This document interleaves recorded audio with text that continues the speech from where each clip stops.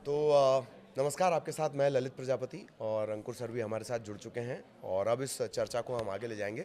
Sir, सबसे पहले तो किस तरह के अपडेट्स हैं भारत पाकिस्तान के बीच जो टेंशन चल रही है, ख़ास तौर पर पहले पाकिस्तान के एंगल से? जी। देखिए, पाकिस्तान में इस समय जो माहौल है वो बिल्कुल ऐसा है कि जैसे वार फ्रंट की तैयारी कर रहा है। हमला या जवाब हमें देना है, यानी कि भारत की तरफ से कुछ उम्मीद है कि भारत कुछ करेगा, लेकिन पाकिस्तान ऐसे तैयार हो रहा है कि जैसे किसी की शादी होने वाली है। क्योंकि जो वीडियो आ रहे हैं सोशल मीडिया पे, वहाँ पे लोग वीडियो बना रहे हैं आम पाकिस्तानी के, कैसे उनके बख्तरबंद गाड़ियाँ, टैंक, तमाम चीज़ें सड़कों पे जा रही हैं। ऐसे नुमाइश लगी है जैसे पाकिस्तान की फ़ौज ना हुई, कुछ और हो गया। तो ये तो माहौल है। दूसरा, पाकिस्तान अब दौड़े दौड़े चीन के पास गया है। चीन के विदेश मंत्री से बातचीत हुई, पाकिस्तान के विदेश मंत्री की, जी। और वो अब चाह रहे हैं कि चीन मदद करे। और ऐसी खबरें हैं, कुछ सोशल मीडिया पे आई हैं, कुछ ट्वीट किए गए हैं कुछ जर्नलिस्ट से जो डिफेंस कवर करते हैं, कि तुर्की के C-17 हरकुलिस विमान पाकिस्तान में उतरे हैं। और वो साजो सामान हो सकता है कि सैन्य हो, गोला बारूद हो, ये तमाम चीज़ें हैं। तो हालांकि इसकी पुष्टि होनी अभी बाकी है। तो एक तो ये खबर है। तीसरी खबर ये है कि पाकिस्तान ने थर्ड कंट्री से मीडिएशन का न्योता दिया था, जिस पे भारत ने कोई प्रतिक्रिया जी। जाहिर नहीं की है। तो कुल मिला के जो वार मॉन्गरिंग की बात होती है कि भाई युद्ध की बात कौन कर रहा है, तो सबसे ज़्यादा माहौल तो पाकिस्तान में गरमाया हुआ है। इंडिया तो हम तो उस तरह से चीज़ों को देख भी नहीं रहे हैं, हर चीज़ों को सोच समझ रहे हैं। हाँ, लेकिन पाकिस्तान तो बिल्कुल ऐसा है जैसे पैनिक में हो। वो ऐसा लग रहा है कि पाकिस्तान के नेताओं के जो मैं बयान देख रहा था, ऐसा लग रहा है कि लाइन लाइन तय नहीं है। हर कोई अपने मर्जी जिसके से मन बयान में दे, जिसके जिसके मन मन में में जो आ रहा है। जिसके मन में जो आ रहा है वो बोल रहा है। अ, एक रेल मंत्री थे, वो कह रहे हैं हम परमाणु बम दाग देंगे 160, जी। मतलब 160, 130। हाँ। कह रहे हैं कि हम 130 तो भारत के लिए तैयार किए हैं जो हम दाग देंगे। मतलब अगर 130 परमाणु बम फटेंगे धरती पे, या चलो भारत के ऊपर पाकिस्तान दागेगा, तो मतलब ये कैसी बातें हैं, मतलब आप अंदाज़ा लगाइए। इसी वजह से मैंने शुरुआत में कहा था कि पूरे दुनिया को जो है लाफिंग मटेरियल इस वक्त पाकिस्तान से मिल रहा है। एक और बड़ा महत्वपूर्ण घटनाक्रम है, अब थोड़ा सा हम भारत की तरफ आएंगे। बैठकों के दौर चल रहे हैं और ये जो बैठकों के सिलसिले हैं, जैसे आज प्रधानमंत्री और रक्षा मंत्री की मुलाकात थी, तो बैठकों के ये जो सिलसिले और एक एक बातें चल रही हैं अंदर खाने कि क्या कुछ बड़ा होने वाला है, क्या कुछ बड़ा होने वाला है। ये मैं चौक चौराहों की पान ठेलों पर जो बातें हो रही हैं, या आप और हम जाते हैं जब, तो मीडिया वाला होने की वजह से लोग हमसे पूछते हैं कि क्या कुछ बड़ा होने वाला है। ये क्या है? देखिए, भारत क्या करेगा ये हम अपने बार बार वीडियो में बता चुके हैं। वो बता के नहीं करेगा, ना किसी को नहीं पता होगा। हाँ। क्योंकि देखिए, ये पिछली बार भी जो स्ट्राइक हुई, सर्जिकल स्ट्राइक थी, वो भी सरप्राइजिंग थी। बालाकोट में जो भी हुआ, हालांकि पाकिस्तान जो है उसको दूसरे तरीके से, एंगल से जोड़ता है, अभिनंदन से जोड़ने की कोशिश करता है। लेकिन आप सोचिए कि 1999 के बाद पहली बार भारत के विमानों ने एयर जो सीमा थी वो एयर पार बॉर्डर, की। हाँ। एयर का जो बॉर्डर था वो पार किया था।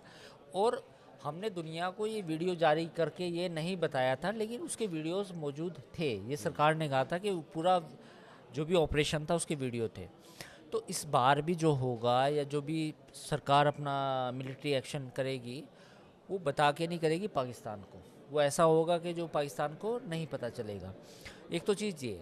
अब अब इसमें थोड़ा सा डिटेलिंग ये कर लेते हैं कि क्या ऑप्शन हो सकते हैं। फ़िलहाल जो ज़्यादातर सैन्य एक्सपर्ट बता रहे हैं, उसमें 3 ऑप्शन है। ठीक। पहला ऑप्शन तो ये है कि ग्राउंड अटैक ही किया जाए, लिमिटेड हो, उन चीज़ों को निशाना बना जाए जो बिल्कुल बॉर्डर के पास भी हैं और जहाँ से इन्फिल्ट्रेशन ज़्यादा होती है।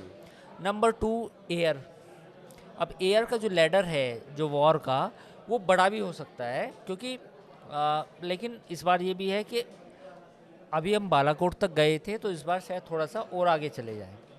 दूसरा ऑप्शन ये है। तीसरा ऑप्शन ये है कि इस बार नेवी का इस्तेमाल किया जाए। और ये जो पाकिस्तान बार बार कहता है कि कराची का ब्लॉकेड मत करो वरना हम परमाणु बम छोड़ देंगे, तो एक बार इसको ब्लॉकेड करके भी दिखाया जाए। तो ये दोनों तीनों चीज़ें हैं जो सरकार, मुझे लगता है कि सोच रही होगी या एक्सपेक्टेड है।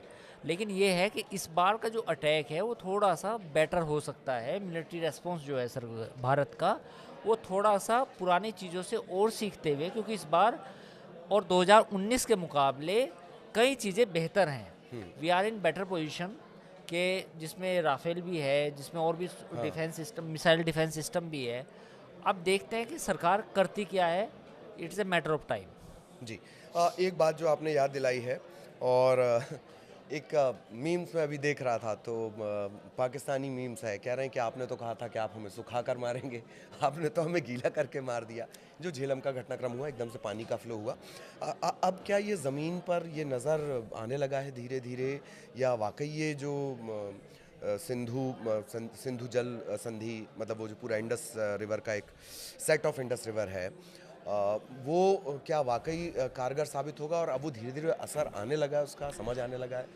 देखिए ललित, न्यूज़ 18 पे हमने अपने पुराने वीडियोस में भी बताया था अपने दर्शकों को कि इंडिया का इस बार जो रेस्पॉन्स है वो ऐसा नहीं है जैसे पाकिस्तान सोचता है। पाकिस्तान क्या सोचता है कि अटैक कर दो, हाँ। हमला कर दो। बेसिकली पाकिस्तान को इकोनॉमिकली भी रेस्पॉन्स देना है। अब आप सोचिए कि 16 यूट्यूब चैनल्स जो बंद किए गए हैं, वो इसलिए बंद किए गए हैं क्योंकि पाकिस्तान के ज़्यादातर उन चैनल्स के ज़्यादातर सब्सक्राइबर और जो व्यूज़ आते थे वो इंडिया से आते थे। यानी कि जो पैसा जो यूट्यूब से रेवेन्यू मिलता था वो इंडिया से मिलता था। तो पाकिस्तान, तो एक तो चीज़ ये है। दूसरी चीज़ ये है कि जो डेटा हम शेयर करते थे, लोग इस बात की आलोचना कर रहे हैं फ़िलहाल कि सिंधु नदी का पानी रोकना नामुमकिन है। ठीक है, ये बात, इसमें जो वजन है, इसमें फैक्ट है कि हम पानी नहीं रोक पाएंगे। लेकिन इस बात में भी अब है कि ट्रीटी अब एट एबेंस है। एट एबेंस का मतलब ये है कि हम डेटा शेयर नहीं करेंगे। तो आने वाले समय में जो पाकिस्तान के साथ डेटा शेयरिंग होती थी कि हमें पानी कब छोड़ना है, नहीं छोड़ना है, तो वो नहीं करेंगे। तो जो झेलम वाली जो आप बता रहे हैं घटना, कि झेलम में पानी ज़्यादा छोड़ा गया, तो अब पाकिस्तान को पता नहीं चलेगा कि कब पानी ज़्यादा छोड़ा गया, कब पानी रोका गया। तो ये टैक्टिकल है। तो ये सारी चीज़ें अब सरकार करेगी क्योंकि संधि के लेकर जो बाध्यता थी वो अभी स्थगित है। संधि को लेकर बाध्यता जो थी वो स्थगित है। इसके अलावा और क्या कुछ लग रहा है आपको कि एक या दो दिनों में घटनाक्रम किस तरह से बदल सकते हैं? एक बात आपने जिक्र की, क्या इस पे चौंकना चाहिए कि तुर्की का हस्तक्षेप पाकिस्तान की तरफ से थोड़ा ज़्यादा बढ़ा है, या जो आपने शुरुआत में जिक्र किया था तुर्की का? देखिए, अगर हम पाकिस्तान के डिप्लोमेटिक रिलेशन की बात करें तो 1, 2, 3 कंट्री ही हैं जो उसको सपोर्ट करेंगे। हाँ। और ये भारत को मालूम है। सबसे पहला नंबर आता है चीन का, दूसरा नंबर आता है तुर्की का, और तीसरा नंबर किसी अरब मुल्क का हो सकता है, लेकिन उसकी भी उम्मीद कम है।